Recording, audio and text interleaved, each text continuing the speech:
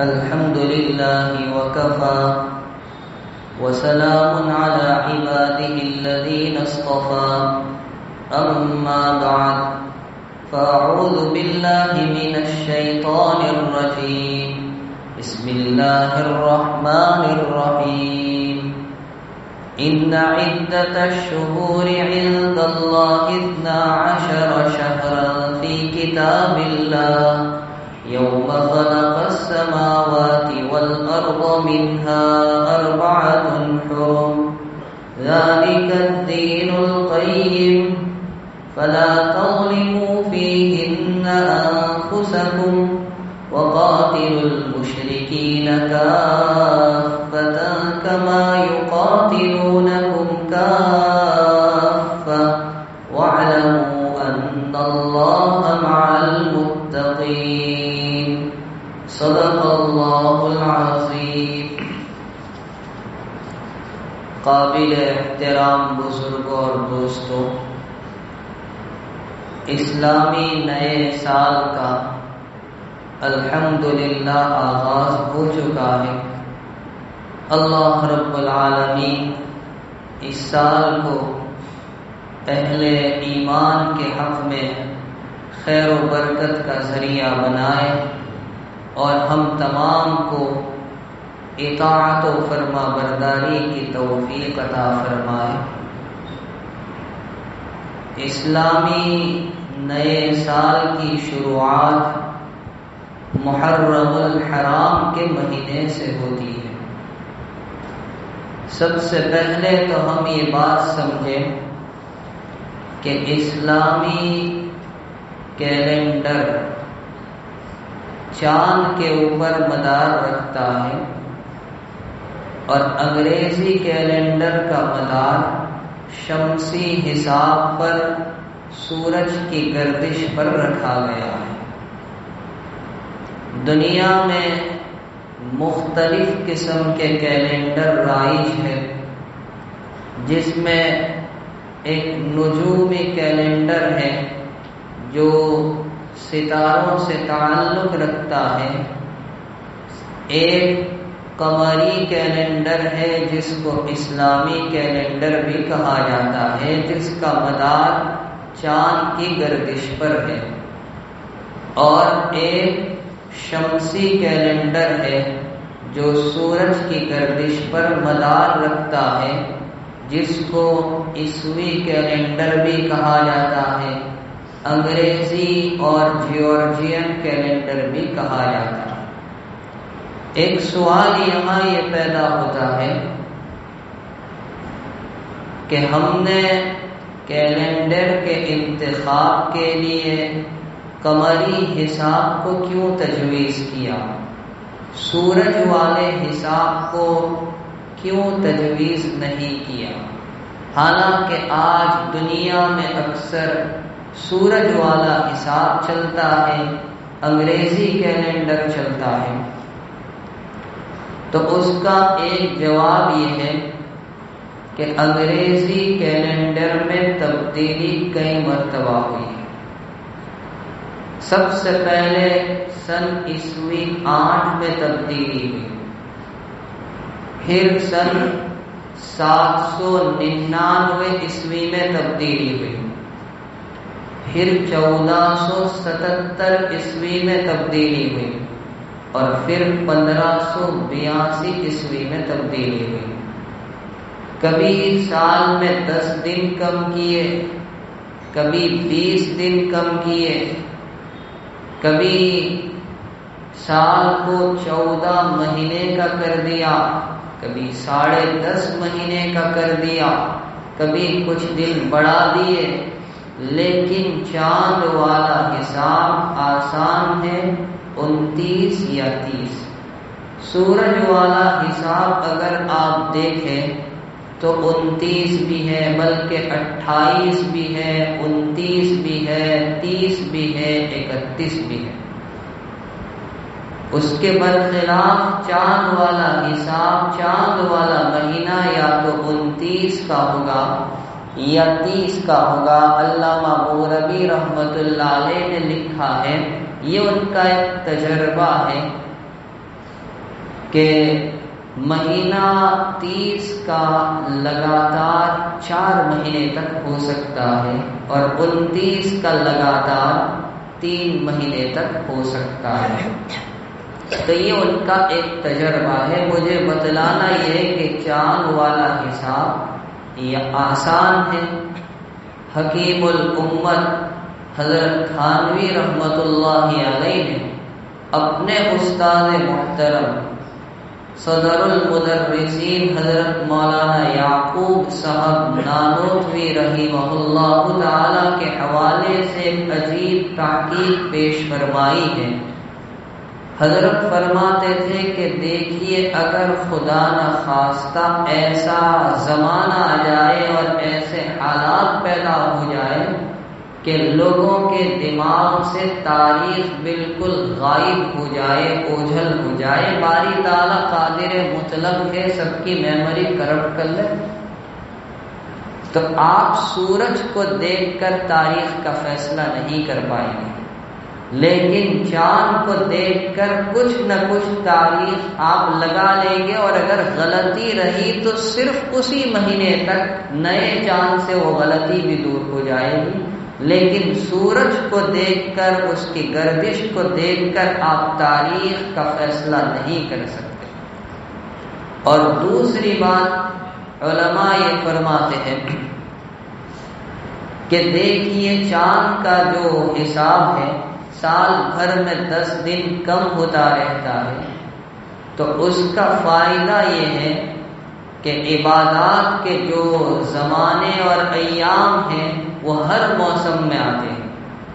یہی وجہ ہے کہ ہمارا رمضان المبارک کبھی گرمی کے موسم میں، کبھی بارش کے موسم میں، کبھی سردی کے موسم میں، اسی طرح حج اور قربانی کے ایام کبھی سردی میں، کبھی گرمی میں، کبھی بارش میں، تو گھومتے رہتے روزے کبھی بڑے ہو گئے، کبھی چھوٹے ہو گئے.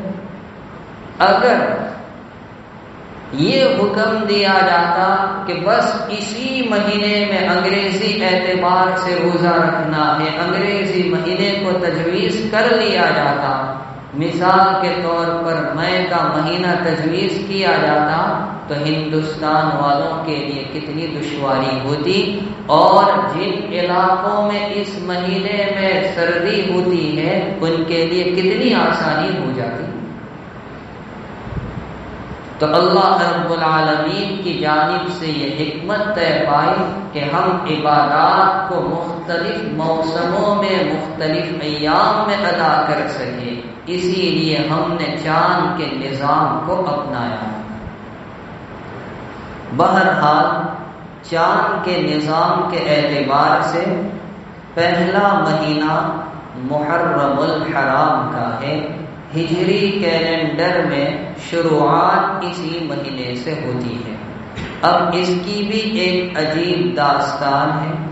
علامہ بدر الدین عینی رحمت اللہ علیہ نے بخاری شریف کی شرح عمدۃ القاری میں یہ بات بیان کی ہے کہ سرور عالم صلی اللہ تعالی علیہ وسلم جب ہجرت فرما کر مدینہ طیبہ تشریف لائے تو نبی کریم صلی اللہ علیہ وسلم نے تاریخ لکھنے کا حکم دیا، اور آپ کی وفات تک اس پر عمل ہوتا رہا، مگر اہتمام کے ساتھ نہیں.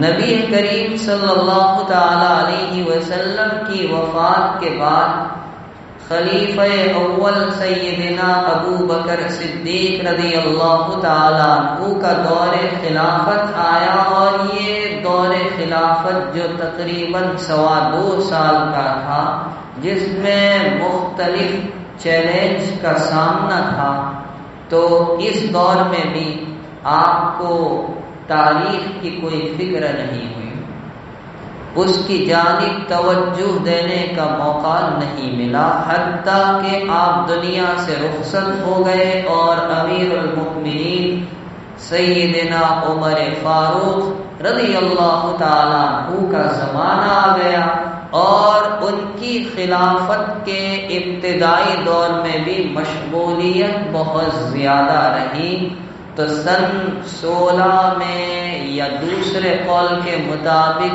17 میں یا تیسرے قول کے مطابق سن ہجری 18 میں آپ نے صحابہ کرام کو جمع کیا اور آپ نے تقویم اور کیلنڈر تجویز کرنے کے سلسلے میں ان سے مشورہ لیا۔ یہاں ایک بات یہ بھی سمجھتے چلیں کہ آخر ایسا تو کیا ہوا کہ امیر المؤمنین حضرت عمر فاروق رضی اللہ تعالیٰ عنہ کو اس کی فکر لاحق ہوئی؟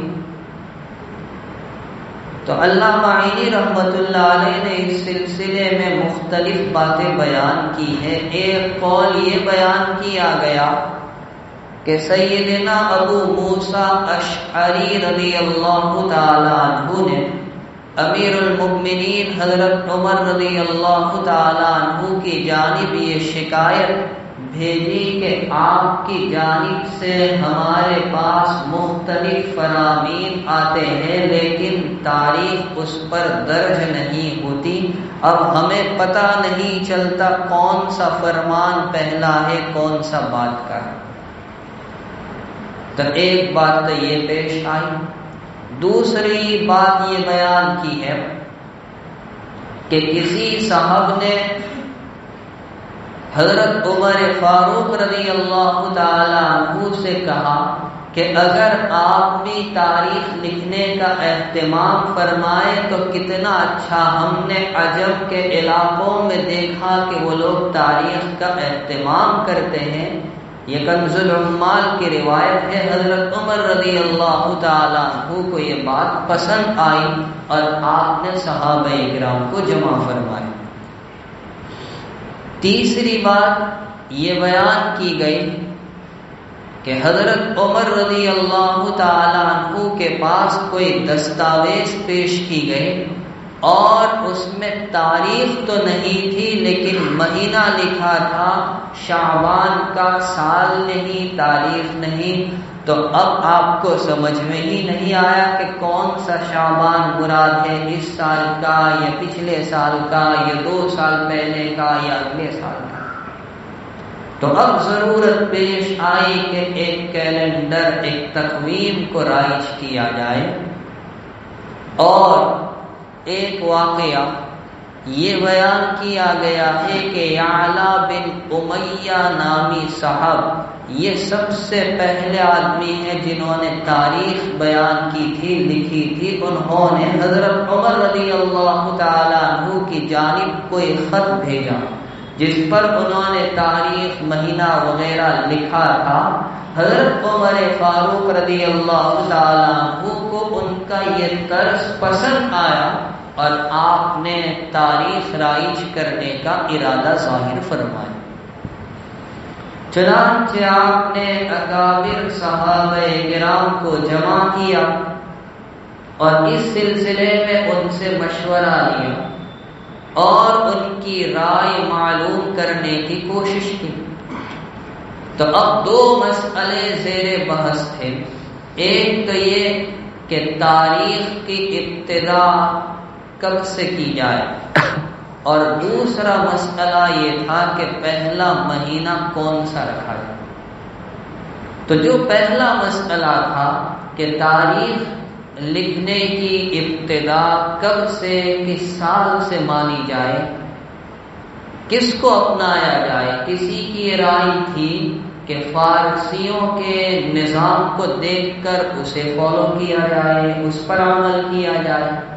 کسی کی رائے یہ تھی کہ رومیوں کے نظام کو دیکھا جائے۔ کسی کی رائے یہ تھی کہ نبی اکرم صلی اللہ علیہ وسلم کی ولادت والے سال سے تاریخ قائم کی جائے، اور کسی کی رائے یہ تھی کہ نبی کریم صلی اللہ علیہ وسلم کی بعثت والے، نبوت والے سال سے تاریخ لکھنے کا اہتمام کیا جائے۔ یہ حضرت طلحہ بن عبید اللہ رضی اللہ تعالیٰ عنہ کی رائے تھی۔ اور داماد رسول حضرت علی رضی اللہ تعالیٰ عنہ کی رائے ہجرت والے سال سے تاریخ کی تھی، اور حضرت سعد بن ابی وقاص رضی اللہ تعالیٰ عنہ کی رائے وفات رسول والے سال سے تاریخ لکھنے کی تھی۔ امیر المؤمنین حضرت عمر رضی اللہ تعالیٰ عنہ کا رجحان ذاتی طور پر ہجرت والے سال سے تھا، اور اتفاقاً حضرت علی رضی اللہ تعالیٰ عنہ کی رائے بھی یہی آئی، اس لیے کہ نبی رحمت صلی اللہ علیہ وسلم کی ہجرت کو اسلام کی تاریخ میں ایک نمایاں مقام حاصل ہے، چنانچہ اس روایت کو، اس رائے کو لیا گیا اور اسی پر فیصلہ کیا گیا کہ اب سال کا ہم آغاز ہجرت والے سال سے کریں گے۔ ایک مسئلہ تو پورا ہو گیا۔ دوسرا مسئلہ جو زیر بحث تھا وہ یہ تھا کہ پہلا مہینہ کس کو مانا جائے۔ سال کے 12 مہینے ہیں تو کون سے مہینے کو پہلا مہینہ رکھا جائے؟ چنانچہ حضرت عبد الرحمن ابن عوف رضی اللہ تعالیٰ عنہ کی رائے یہ تھی کہ رجب کے مہینے کو پہلا مہینہ قرار دیا جائے۔ حضرت طلحہ رضی اللہ تعالیٰ عنہ کی رائے تھی کہ رمضان المبارک کی فضیلت زیادہ ہے، اس مہینے کو پہلا مہینہ رکھا جائے۔ لیکن حضرت عثمان بن عفان اور حضرت علی بن ابی طالب رضی اللہ تعالیٰ عنہما دونوں نبی کریم صلی اللہ تعالیٰ علیہ وسلم کے داماد ہیں، ان کی رائے تھی کہ پہلا مہینہ محرم الحرام کا ہو۔ چنانچہ حضرت عمر فاروق رضی اللہ تعالیٰ عنہ نے ان دونوں کی رائے کو پسند کر کے فیصلہ کر دیا۔ اس اعتبار سے سال کا پہلا مہینہ محرم الحرام تجویز پایا۔ تو اسلامی سال کی شروعات محرم الحرام کے مہینے سے ہوتی ہے۔ اس کی اہمیت کیا ہے؟ اس کی فضیلت کیا ہے؟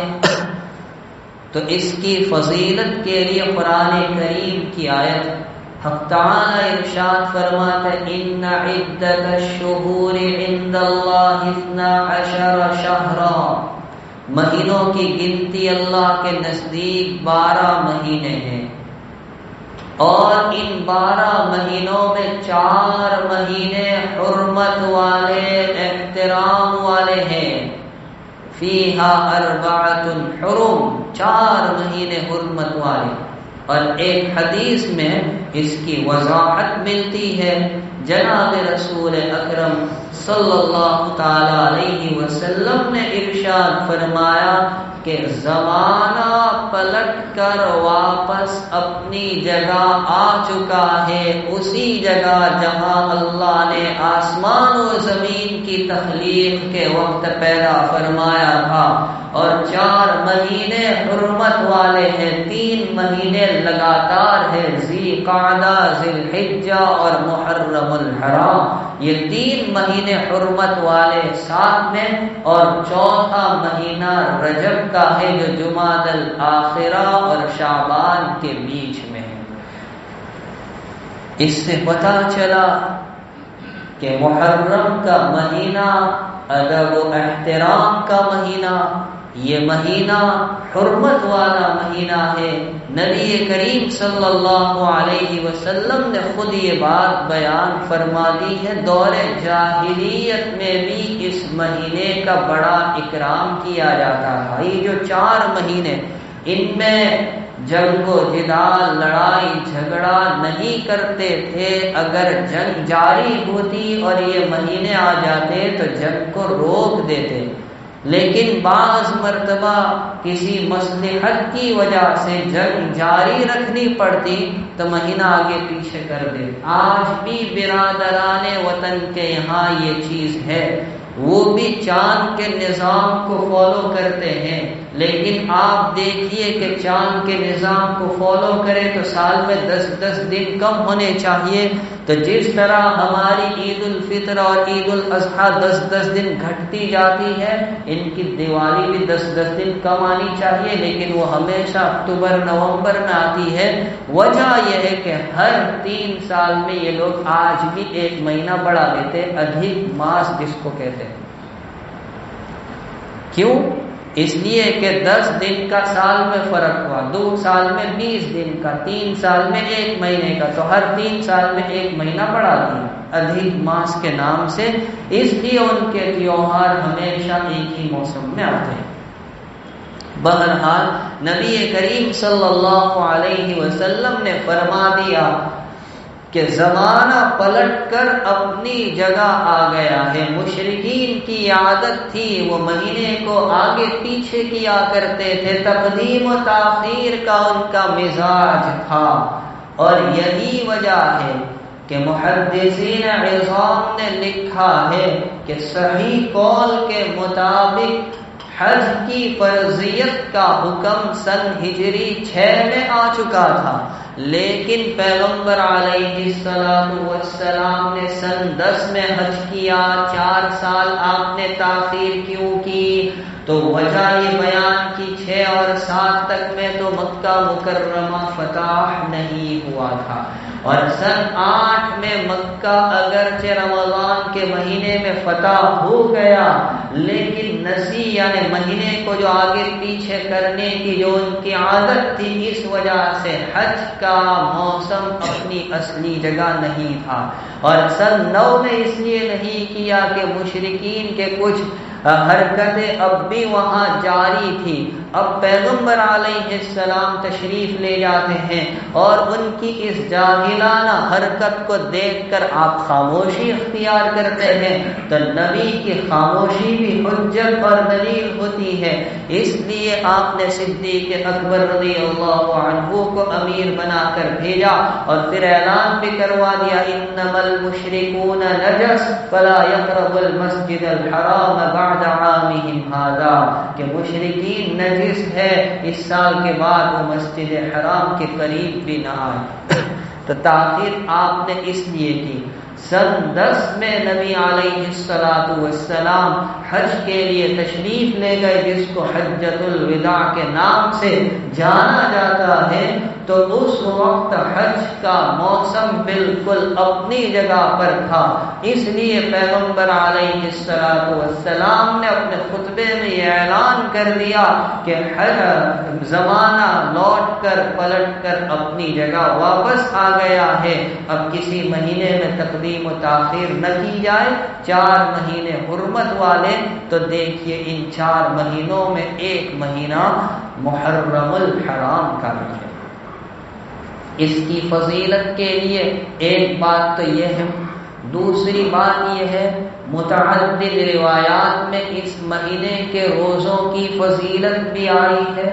چنانچہ ایک روایت میں پیغمبر علیہ السلام فرماتے افضل الصیام بعد رمضان صیام اللہ محرم، اللہ کے نزدیک رمضان المبارک کے بعد سب سے بہتر روزے اللہ کے مہینے محرم الحرام کے روزے ہیں۔ یہاں ایک بات یہ ہے کہ رمضان کے روزوں کے بعد اس مہینے کے روزوں کی فضیلت، اور دوسری بات کہ اس مہینے کی نسبت اللہ کی جانب کی گئی کہ وہ اللہ کے مہینے محرم کے روزے ہیں۔ حضرت علی بن ابی طالب رضی اللہ تعالیٰ عنہ سے مروی ہے کہ ایک صاحب نے جناب رسول اکرم صلی اللہ تعالی علیہ وسلم سے پوچھا کہ رمضان المبارک کے بعد کس مہینے میں روزہ رکھنا آپ میرے لیے تجویز فرمائیں گے؟ اللہ کے نبی علیہ السلام نے ارشاد فرمایا اللہ کے مہینے یعنی محرم کے مہینے۔ اور ایک روایت میں ہے کہ رمضان کے بعد افضل روزے محرم کے اور فرائض نماز کے بعد افضل ترین نماز رات کی نماز یعنی تہجد کی نماز ہے۔ اور اس مہینے کی فضیلت عاشوراء کے اعتبار سے بھی ثابت ہے۔ دور جاہلیت میں مشرکین مکہ عاشوراء کے دن روزہ رکھا کرتے تھے۔ حافظ ابن حجر اسقلانی رحمۃ اللہ علیہ نے بخاری شریف کی شرح فتح الباری میں یہ بات بیان کی ہے کہ مشرکین مکہ سے کوئی غلطی سرزد ہوئی تھی جس پر انہیں بہت افسوس تھا، ندامت تھی، پشیمانی تھی۔ ان سے کہا گیا کہ تم عاشوراء کے دن روزہ رکھا کرو، تو اس لیے وہ عاشوراء کے دن روزہ رکھتے تھے، اور انہوں نے کعبہ شریف کے غلاف بدلنے کے لیے بھی اسی دن کا انتخاب کیا تھا۔ بعد میں زمانہ گزرتا گیا تو حکومت نے عاشوراء کے بجائے عرفے کا دن اختیار کیا کہ حجاج کرام سب میدان عرفات میں ہوتے ہیں، لیکن اس سال پھر بدل دیا گیا، عرفے کے بجائے پہلی محرم کو غلاف بدلا گیا۔ اللہ عالم اس کے پیچھے کیا حقیقت ہے۔ تو خیر مشرکین مکہ نے اس دور میں جو ان سے غلطی ہوئی اور ان سے کہا گیا تم اس دن روزہ رکھو، اس وجہ سے انہوں نے غلاف بدلنے کے لیے کسی دن کا انتخاب فرمایا تھا۔ نبی کریم صلی اللہ تعالی علیہ وسلم بھی روزہ رکھتے تھے، بلکہ محدثین نے لکھا ہے جب تک رمضان المبارک کے روزے کی فرضیت کا حکم نہیں آیا تھا اس وقت تک عاشوراء کا روزہ فرض تھا، اور ایک روایت کے مطابق ایام 20 کے یعنی اسلامی مہینے کی 13، 14 اور 15 تاریخ کے روزے فرض تھے، جیسا کہ حضرت عائشہ رضی اللہ تعالی عنہا کی روایت میں ہے کہ نبی کریم صلی اللہ تعالی علیہ وسلم عاشوراء کے دن روزہ رکھتے تھے، حتیٰ کہ آپ ہجرت فرما کر مدینہ طیبہ تشریف لے گئے تو آپ عاشوراء کا روزہ رکھا کرتے تھے۔ لیکن شعبان سن 2 کے اخیر میں جب رمضان المبارک کے روزوں کی فرضیت کا حکم نازل ہوا تو عاشوراء کے روزے کی فرضیت کا حکم ختم کر دیا۔ اس کا مطلب یہ ہے کہ اب یہ روزہ فرض نہیں البتہ مستحب ضرور ہے، جس کا جی چاہے رکھے، جس کا جی چاہے نہ رکھے۔ ہمارا مزاج یہ بن چکا ہے کہ سال بھر میں جو ایسے مختلف روزے آتے ہیں ہم یہ نفلی روزوں کو فرض کا درجہ دیتے، یہ ہماری غلط فہمی۔ عرفے کا روزہ ہو یا 15 شعبان کا ہو یا عاشوراء کا ہو، تو اس طرح جو مختلف مواقع میں روزے ہم رکھتے ہیں یہ نفلی ہے، مستحب ہے۔ نفل کو نفل کا درجہ دیجیے، اسے فرض کے مقام پر نہ رکھے، بلکہ میں کہوں گا تھوڑا نامناسب لگے گا کہ بہت سی مرتبہ ہماری غلط فہمیوں کی وجہ سے، غفلت کی وجہ سے ہم نے رمضان المبارک کے روزے چھوڑ دیے، چاہے وہ ہماری غفلت ہو یا ہمارا عذر ہو، مرض وغیرہ ہو۔ تو رمضان کے روزے تو فرض، جس طرح ادا فرض قضا بھی فرض ہے، کیا آپ نے ان کی قضا کی کوئی فکر کی؟ کل قیامت میں یہ نہیں پوچھا جائے گا عرفے کے دن روزہ رکھا تھا نہیں رکھا تھا، عاشوراء کے دن رکھا تھا نہیں رکھا تھا، لیکن رمضان کے رکھے تھے نہیں رکھے تو قضا کی یا نہیں کی؟ فرائض کا تو حساب ہوگا، اس لیے پہلی فکر فرائض کی ادائیگی کی ہو، ورنہ نہیں رکھے کوئی حرج کی بات نہیں۔ معارف السنن جو ترمذی شریف کی عربی شرح ہے، علامہ سید محمد یوسف صاحب بنوری رحمۃ اللہ علیہ نے اپنے استاذ محترم امام العصر علامہ انور شاہ کشمیری رحمۃ اللہ علیہ کے حوالے سے یہ بات بیان کی ہے کہ یہاں روزوں کے 3 درجے ہیں۔ اعلیٰ درجہ یہ کہ آپ کو اگر رکھنا ہے تو 9، 10، 11 تینوں دن رکھ لیں، یہ اعلیٰ درجہ۔ اس سے کم درجہ حضرت بتلاتے کہ 9، 10 یا 10، 11 کو رکھیں، اور ادنا درجہ ہے کہ تنہا عاشورہ کو رکھیں۔ وہ کسی زمانے میں یہود بھی اس دن روزہ رکھتے تھے کہ اللہ پاک نے موسیٰ علیہ السلام کو اور ان کی امت کو فرعون کے ظلم و ستم سے اس دن نجات عطا کی، جس کی خوشی میں یہود روزہ رکھا کرتے تھے۔ پیغمبر علیہ السلام نے فرمایا کہ اگر میں اگلے سال رہا تو ایک روزہ اور شامل کر لوں گا، تو وہ ان کے ساتھ مشابہت اس دور میں تھی۔ اب تو ان لوگ کے یہاں روزے کی عادت ہی نہیں ہے، اس لیے مشابہت بھی نہیں۔ 3 درجے ہو گئے جو شاہ صاحب رحمت اللہ علیہ نے بیان کیے، یا تو 3 رکھے یا 2 رکھے، یا کسی نے تنہا عاشورہ کا بھی رکھا تو کوئی حرج نہیں، یہ ادنا درجہ ہے۔ تو یہ ایک بات ہوئی۔ دوسری بات، جو کام اس مہینے یا اس دن میں ہے وہ اپنے اہل و عیال پر وسعت کی ہے، اگرچہ اس سلسلے میں جو روایت پیش کی جاتی ہے محدثین اعظام نے اس پر کلام کیا ہے، لیکن فضیلت کے باب میں ایسی روایت کو اختیار کیا جا سکتا ہے۔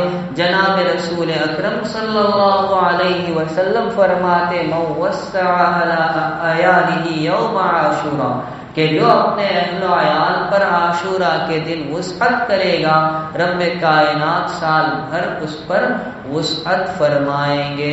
تو ہم اس پر بھی عمل کر سکتے ہیں، لیکن اس کو بھی فرائض کا درجہ نہ دیں، اس کو بھی ایک نفل اور مستحب امر سمجھے۔ اگر کسی نے وسعت نہیں بھی کی تو کوئی ملامت نہیں، اس پر کوئی نکیر نہ کی جائے۔ جو خرافات ہمارے علاقوں میں پیدا ہو گئی کہ دیکھیے ایک طرف تو نبی علیہ السلام وسعت کی تعلیم دے رہے ہیں، اور ہمارے کچھ بیچارے نادان قسم کے بھائی ہیں، وہ اس سلسلے میں کھانے میں تنگی کرتے ہیں، پیغمبر علیہ السلام کی تعلیم کے خلاف۔ اس دن کھانا بھی نہیں بنتا، چولہا بھی نہیں جلتا، بھاجی اور روٹی کھائیں گے۔ عجیب بات ہے، نبی علیہ السلام کی تعلیم کیا ہے؟ اہل و عیال پر وسعت کی۔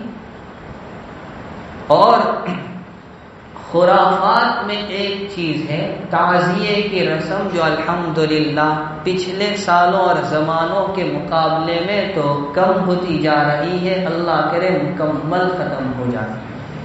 یہ ایک شیعوں کی جاری کی ہوئی رسم ہے۔ سیدنا حسین رضی اللہ تعالی عنہ کی شہادت سن ہجری 61 میں ہوئی، اور ان کی شہادت کے تقریباً 290 سال تک کوئی اس کو جانتا نہیں تھا۔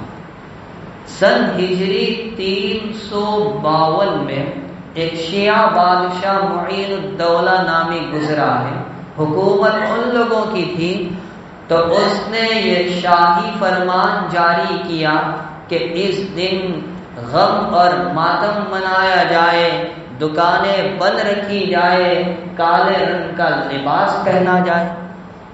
یہ اس نے ایک فرمان جاری کیا۔ اب چونکہ حکومت ان کی تھی اس لیے کسی نے آواز نہیں اٹھائی۔ اگلے سال پھر اس نے اپنی حکومت کا فائدہ اٹھاتے ہوئے یہ فرمان جاری کیا، تو بہت سے اہل سنت والجماعت حضرات نے مخالفت کی، جس کے نتیجے میں خون خرابہ بھی ہوا، فساد بھی ہوا۔ ہندوستان میں سب سے پہلے تعزیہ امیر تیمور لنگ سن ہجری 801 میں لے کر آیا ہے۔ اس کے بعد سن 962 ہجری میں ہمایوں بادشاہ نے ایک صاحب کو کربلا بھیجا، اور وہاں سے وہ پتھر کا تعزیہ لے کر یہاں آیا، اور اس طرح ہندوستان میں یہ رسم چل پڑی۔ اسلام سے، شریعت سے، قرآن و سنت سے اس کا کوئی لینا دینا نہیں۔